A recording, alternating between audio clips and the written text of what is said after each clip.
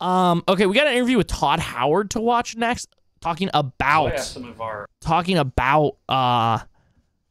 Fallout and if it's technically Fallout 5. So let's see what we got here. Our games. Oh shit! Wait, hold on. We can't block the man himself, Todd Howard. But I should ask. Okay, dude, fine. I'm fine. I'll put it here. Sorry. Todd in particular, and they wanted to know: are you aware that they call you God Howard? Bye, yo. My kids are still wildly unimpressed. Okay, yeah, that's funny. All right, good job. They made me laugh.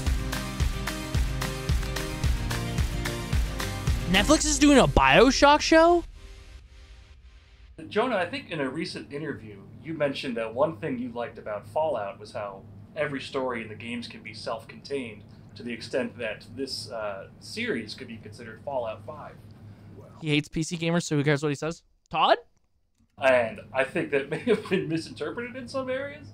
Would you like to clear the air on that now? Is this, quote-unquote, Fallout 5? Oh. I think it would be very presumptuous for someone to assume that we'd reach the caliber of the games. But I think the conversation with me and Todd from the very beginning was the way the Fallout universe has been constructed. All of these stories with different characters connecting to the same larger universe. And for us as something... Yo, sorry to cut this dude off. Okay, we might have to rewind here so I can fully take this in again. Can't wait for them to leave BioShock on a cliffhanger and then cancel it so we get another weird-ass reality dating show. Dude, so me and my girlfriend have been watching Teen Wolf for like halfway through season 5, right? We're almost done with part 1 of the 2-part season 5. I Googled, I was like, why did Teen Wolf not get a 7th season? Because she was telling me how they were supposed to have a 7th season. They canceled it for reality TV shows. Are you fucking kidding me? Are you fucking kidding me? I don't get a 7th season of Teen Wolf. I got a fucking movie that's like mixed fucking reviews and shit because fucking MTV wanted to do reality bullshit, dude. Fuck you, ridiculousness. Eat a dick. Okay, my bad. Thing to adapt as a world that we could contribute to, just irresistible. It means you have all of the benefit of beautiful storytelling. Wait, Austin, you're on season 3 of Teen Wolf? Good luck, bro. Yo, I'm not gonna lie. So far, I think season 3 and season 4 are my faves. Yeah, I'm not gonna lie. Yo, what's up, Dr. Stars? The Todd and sorry, I don't mean to keep pausing. The rest of the team has contributed to, but we all no, not yet, Purple. also get to tell an original story within that world. Just as writers and filmmakers, it's just a dream come true. That's sick. I think we made Fallout 6. That sounds, honestly, what he said sounds really good. If he's like really true wholeheartedly, this is what I was talking about the other day. You can't have big brands get like these IPs and have them make something unless the people that you have working on them actually genuinely really care and actually really like the thing that like the IP that they're like basically inheriting pretty much because of the big company owning it. That's sick. That's sick. That sounds really promising. I am actually even more excited for the series now after hearing that. Tell an original story within that world. Just as sick, writers dude. and filmmakers, it's just a dream come true. I think we made Fallout 6.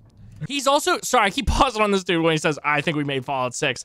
That's sick, dude. That's so fucking sick. And he's right. Fallout is an amazing fucking series to be able to tell stories in. Oh, oops, didn't mean to mute this. Fuck, holy shit, I'm an old boomer. Okay, let me go back a few seconds again. I'm sorry. I think we made Fallout 6. Yeah, we know all about Fallout 5. We're not telling anyone. Okay. Everything about Fallout 5. Now, go. Well, there were some things I said, don't do this, because we are going to do that in Fallout 5. But I think the intent of when you see that, it's how we approached it. I think it's one thing that's unique about this sort of, we'll call it, genre translation of something, whether it's a game or a comic or some other book, is that it wasn't a translation of an existing story.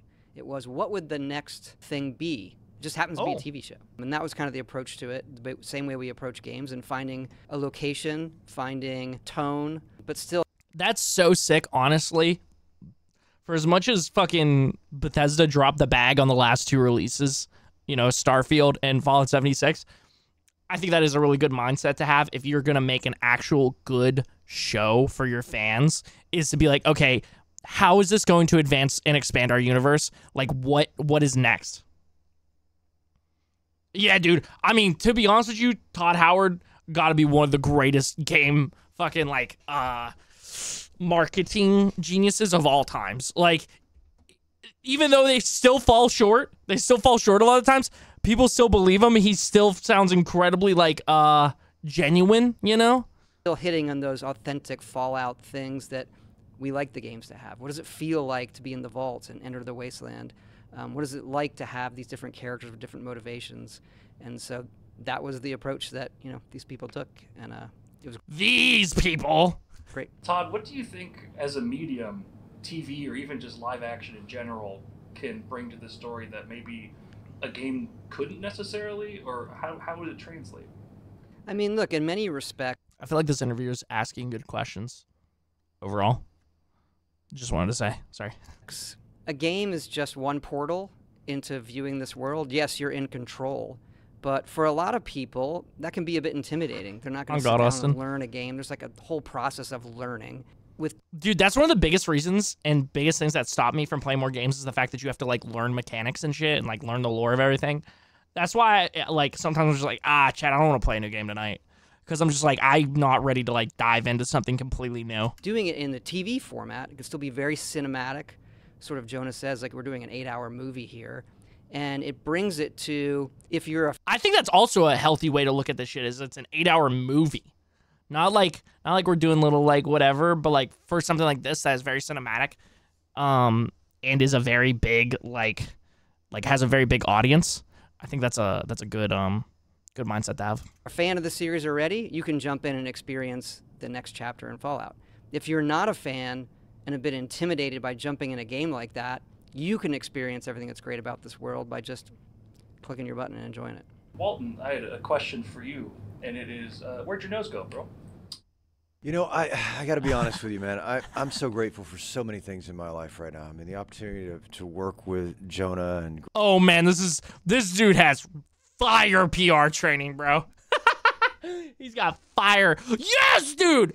Yes, she kind of reminds me of Jenna Ortega. Yes, that's who it is. That's who the girl reminds me of. Yes. I for real be like, I don't want to have to put this much energy into this. I want to be relaxed, not streaming, because I can't kill the boss. Oh, yeah, that's real, bro. I say that as I've started to enjoy rage games more. I'm ready to fucking play Elden Ring again. You know what I'm saying? I'm ready to play Elden Ring again just because I'm like, yo, I kind of like the fact that these games piss me off.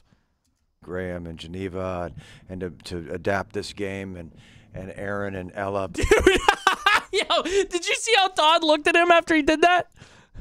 Adapt this game, and Aaron and Ella. Todd looked like, don't fucking touch me. Don't fucking touch me. I'm video game royalty, bitch. You little actor boy think you can touch my arm. I'm finna get that thing cut off. I'm gonna call my fucking 3 minions behind this sheet out, and they're gonna fucking hold you down and saw your fucking arm off, my boy. But the one thing I am more grateful for than anything in my life right now is my nose. I am so grateful it's a very for good it. nose. I give it so much love. I look at it every day, especially after that trailer that was released yesterday. And I'm just, thank God I have. Yeah, Todd is going to make that nose go bye-bye for real, though. I'm going to be honest, so I get learning is hard, but I feel like the big thing of the Fallout show is, look, my favorite game is now a show. It's going to be more for the fans. Yeah, definitely. I feel like if it's going to be like The Last of Us, right? Or it could be like The Last of Us. Let me correct myself. If it's so good that people rave about it, then it'll be for a wider audience. But right now, it is literally just for Fallout fans, like Bethesda fans and like game fans. Because I feel like if you like know of Fallout and you have a friend that like likes Fallout and you like watching TV shows and you have an Amazon Prime subscription, you'll be like, oh yeah, okay, I'll give this a shot. And like if the first episode's really good and like grips people, you know, I'm hopeful that it'll be as good as, like, you know, The Last of Us, and enough people will get excited about it, but who knows? Have a nose. Come on, that was funny, guys. Come on. Little help. It's a cold room, Walton. Was there something that stands out from filming this that was particularly strenuous, interesting, or bizarre? I think they were all strenuous, interesting. I would be very careful here. And fellas. bizarre. I would just remember. If we get a second season, we may have some more strenuous or bizarre things for you guys to do. I guess Walt and I are a little bit of the same school of thought in that, you know, the text is like a map, you know what I mean? It's clues to the experience. And you know, just, I guess if there was anything that was strenuous or exciting. Hell yeah, Greenish. What we remember most is that, like, every... Dude, yeah, that motherfucker must sit in makeup for, like, at least, like, minimum, like, 4 hours a day. Also, does it mean to say, but that man sort of looked like he was built to play a Fallout ghoul? Yo. The script had so much detail in it. So we had these amazing maps, you know, to the experience that we were going to put ourselves through. Yeah, every day was a challenge, but rewarding, you know, in the same sort of fashion. For me, the thing that I was most surprised about this experience, other than... Dude, this really makes me want to replay Fallout 4. I know not a lot of people like Fallout 4, but Fallout 4 is just so much fun. Like, Fallout New Vegas is my favorite Fallout, but Fallout 4 is just, like, once you get, like, basically into Diamond City or whatever and do the first quest with, what's his name? The detective. The world is so open. Like, there's so much shit that you can do. At that point, it's a really fun sandbox. I think that was probably, you know, obviously, like, Bethesda's last really fun sandbox, at least in recent times. Actually seeing it come to life whenever we got to these sets. I'm talking about maps reminding me of that. How are they going to pull that off? And then you would get to set, oh my God, that's how they pulled that off. Wow, we're really in this world. I didn't anticipate how lonely it would be for me as the ghoul. It was a process, and when we first walked out of the trailer, people either, you know, couldn't take their eyes of you or didn't want to look at you at all, you know? And I felt very enclosed in that experience, like I was just alone inside of this guy's head, and it took some adjustment, you know, to really kind of understand how to talk to people, kind of as this guy, and how to move in these clothes and move in this world. But once that kind of opened up, and I had the opportunity to play Cooper Howard, which we can't really go into that much. It fleshed the experience out for me, and one was internal, and the other was external. You know, Geneva and Graham, actually, I wanted to ask you. Chad, I'm sorry, I'm cutting off Todd Howard's head right now. Fallout, the games in the franchise, has such a distinctive aesthetic and tone. Was there anything outside the Fallout universe that served as inspiration for the look, story, or tone of this? Yeah, Austin, you get it, bro. We talked about Canticle for Leibowitz as a novel that we absolutely loved, which is a very strange post-apocalyptic story, and it has a lot of the sort of elements of sort of some of the semi-religious aspects of the Brotherhood of Steel in it, and it's all about sort of finding relics from the world before the bombs were dropped and worshiping them. So that was very inspirational for the world that Maximus comes from for us. What about you, Graham? There's a lot of stuff in there that has nothing to do with the apocalypse, right? Which is sort of the way that the Vault Dwellers live, which we kind of mapped our own experience out of in COVID onto. It's just sort of like we're patting ourselves on the back for doing such a good job of saving the world by staying indoors and having someone deliver our groceries. And, you know, we're very aware that we were Vault Dwellers, and it's a somewhat silly, Dude, that shot's really pretty. With the lights, sorry. We're very aware that we were Vault Dwellers, and right here, either they did a really good job of faking the film look, or they literally shot this on a film camera. That shit's beautiful. Like the colors and everything, the deep darks here, dude. Oh my God. Somewhat silly. It's a silly place to be, and we didn't shy away from making fun of ourselves and our role in all of that, and also the Vault Dwellers that way. From your perspective, what makes a Fallout story a Fallout story? It has to be fucked up. On a really cursory, basic level, just a bit fucked up. I'm sure there's more sophisticated answers, but I just... Dinner was positively splendid. Let's go! That is a green screen and Unreal Engine. Yeah, I think you're full of shit. I'm gonna need to see like a making of video. Yeah. Had a lot of barbecue, so I think that's the perfect answer. I mean, the tone was always what we talked about as the thing that was most sacred to us. You know, Fallout is obviously one of the greatest video games of all time, but for me, what makes Fallout so unique within the category of like best video games of all time is its tone. It's that it's funny, it's weird, it's also full of action. Like it has all those facets to it. And so for us, like if we nail the tone, to us we've nailed the show. And of course, we could say like you also need story elements that pull from the mythology. You know, there is such a wealth of astonishing creativity that the hundreds of people who've worked on the games for 25 years have brought, that really the problem for Graham and I and Jonah as we all worked on this was leaving things out was excruciating because there's so much you love. It always has an element of what would you do to survive? And people are going to make difficult choices. And the bad guys aren't always necessarily the bad guys, and good guys aren't necessarily the good guys. With the element of this romanticism of the past and the naivete of what the nuclear future is going to bring, and then it collapses. So you have this romanticism of the past mixed with the harsh reality and decisions that you have to make in your present. Aaron, I wanted to know if you could tell me a little bit more about Maximus and what you like about the character. Do you want to ask why do we care? Why do about we ask Maximus? that question Why do we care? I guess a good artist is a good question asker, right? For 3 months? You subscribed for 3 months, White Turds? Thank you so much, brother. I appreciate All right, you, who dude. wasted $5 on me? You have to be that fucking kind, bro. You really just rolled through from the fucking YouTube channel like, yo, what's up, gangsta? Yeah, here's 3 months, tier 1. I got you. Jolly good show. Jolly good show. Here's a sub, mate. John, I think overlooking the obvious as a member of the Brotherhood of Steel, I think what I love most about the character is there's a war going on within him.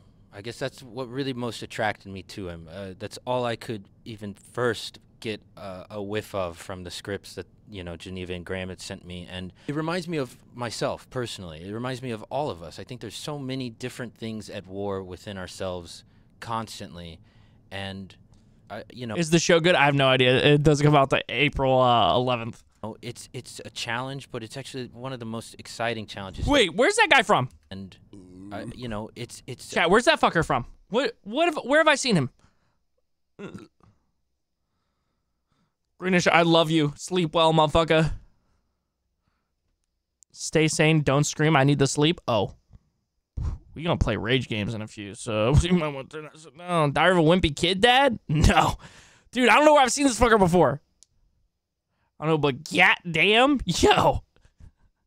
Agent of S.H.I.E.L.D. for me? Yeah, motherfucker been in shit, basically. A challenge, but it's actually one of the most exciting challenges to get a part. I'm gonna have to look up his IMDb. Oh, that's It's a challenge. That is the worst frame. Exciting challenges to get. That is I think this is the worst frame of the CGI. This looks like CGI from like 20. It's a challenge, but it's actually one of the most exciting challenges to get. 11. 2012 CGI right there. That was the worst CGI. Everything else I think was okay. That looks good, but that part specifically looks bad to me. Yeah. Given that we're all understandably wary of spoilers, is there something that each of you is most excited for people to see once this is out? I'm sure other folks are going to talk about the armor, so I'll go with Mr. Handy. I just love Jonah's work is remarkable in that he insists on building as much as we can practically. So we had this physical, very funny sort of puppet essentially to work with, and for me, just seeing that come to life. Oh my God, he's the captain. Yo, he's the captain. That's what he is. He's the captain from How I Met Your Mother. With the actor that we have voicing him. That's where that dude is from, chat. Yeah, yeah. Really excited for fans to see. I'm simply going to harvest your organs. Are we saying it's Matt Berry? I think we may be saying it's Matt Berry. Well, I think you just did, so I guess people know it's Matt Berry. People know. Well done. You're not hiding that voice. Yeah, I guess that's fair. Who was I kidding? I think for me, one of the things I'm most excited for people to watch is one of the things that I was most excited to read in the script. Turned out to be Ella's first day shooting on set, which is a love scene. Then we went to lunch, and then we came back, and it becomes something very, very different. It was a moment for me reading the script where I thought, oh, we've got something pretty wild here. Just as a fan of the games, the opportunity to... It's a love scene, and then the next one, she's pegging the shit out of him. She's pegging the shit out of him with a super mutant detached penis. Show more of the world before the bombs dropped. There's a whole show there too, and we're putting it inside this show. There's not enough episodes to cram in how much stuff Putting we where? cover, but in success we'll have the opportunity. It's no secret from the trailer that there is a Western element to this show, and I'm a part of that experience. The thing that I'm most excited for the audience to see is how organically the origin story and how organically it's tied into this visual expression of this experience. It's there for a reason, and for me, when I read it and I understood it, it's like, oh wow, of course, this is what it is. I've never experienced anything like that, and I've done a number of Westerns in my career, but this is it's pretty cool. Hulu or something easy? I don't know about that. Yo, what's up, Pop Rocks? It's hanging good, brother. Hanging good. You know, the left one's a little lower than the right one as always, so we good. Yeah, Meg, how was the show, gangsta? Did I say, was that okay? Are we okay? Nobody can hear us. We'll talk later, Walton. Okay. What's your Austin's experience been like thus far? Aaron, are you from here? Born and raised, yeah. What's that been like to return home, and what's it been like for you guys bringing the show down here? I mean, just personally for me, this is a totally different town than the one I grew up in. You know, I do think when I left, there was 20 cranes in the sky any direction you look down here, but it's you know, it's a whole different beast with the same highways. I think there's just a swagger to Austin and to South by Southwest. Meg, I'm so jealous, dude. Just a relaxed, cool. I've been here a number of times and worked in this city, you know, a few times over the years, and it's a jewel, right? It's when they talk about some of the best cities in America, Austin is always in it, and this film festival is a big part of that experience for people. This is actually my first South by Southwest. How is that possible? I come to Austin a bunch because we have a development studio here. Actually, one of our main Fallout teams is here in Austin. They still do Fallout 76, which is our online version of Fallout. And Austin, for a long time, I don't know if people know, is a hub for the gaming industry. Origin Systems back in the day, and the Ultima series and role-playing games. So it is this incredible hub of both creativity and music, but also technology. So I've been coming for a very, very long time. But he's been wanting for a very, very long time? What? They used to tell me, like, you know, you might want to skip South by. It's really busy and all these things. I usually do studio visits, but it's great coming down, being able to visit the studio, be with the team, look at the games, and then come here and do all of this. Yeah, we love Austin. This is one of the very first places we showed anybody anything from Westworld, and it's been special to come back ever since. Dude, W, man. Honestly, very excited for the show. This interview made me even more excited for the show. Obviously, that's what they're supposed to do. That's what they're supposed to do for this shit. But yeah, man, I'm very excited. I plan on doing a full deep dive ass type review on this shit. You know, if I can fucking type fast enough while watching.